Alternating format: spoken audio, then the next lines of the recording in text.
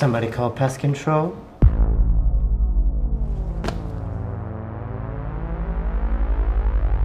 They could be listening. I'm done with this mission. I just want to be with you, Ryan Hammersmith. Mendoza. Hammersmith.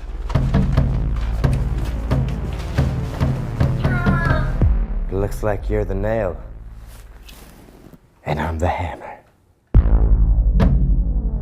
So real quick, this was a 48-hour project, right?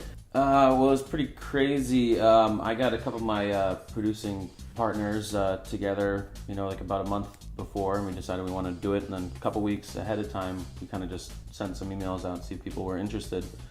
And then we didn't lock Nick into like his position until like 2 in the morning or 12 a.m. like the nice. day of shooting. Oh, nice. Yeah, I don't know if you remember like what time we were texting you. Yeah, no, that was, it was the Friday night. You guys had just gotten all the prompts. Yeah. Get all the prompts on Friday. You got to turn it in by Sunday. Yeah. And so I had told them I would help out, in some capacity.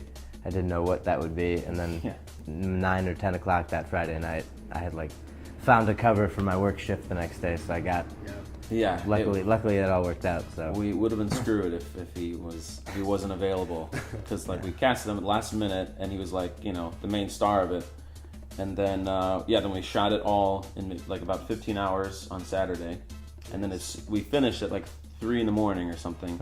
And then the DP and I went straight home and started editing without sleeping. It was nuts.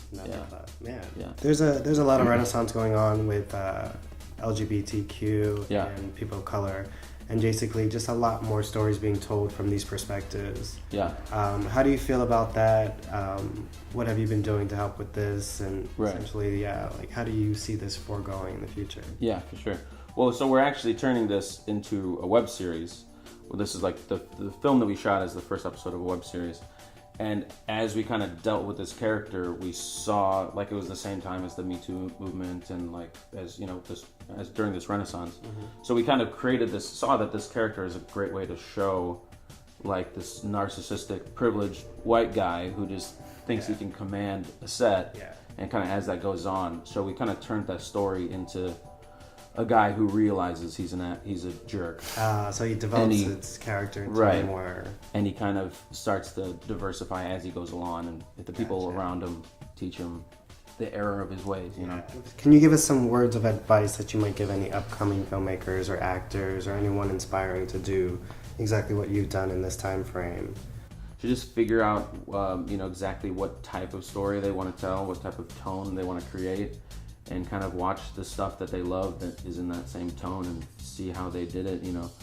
A lot of times, people watch like, the great, all the, Fellini and like all the great like French directors and Italian directors. And you should, have a great idea of film history. But, like right before we made this documentary, I watched a bunch of The Office and like in the Parks and Rec, and kind of got a sense of how that tone works. So I think studying the stuff that you love that did it well, figure out what tone you want and kind of try to create that.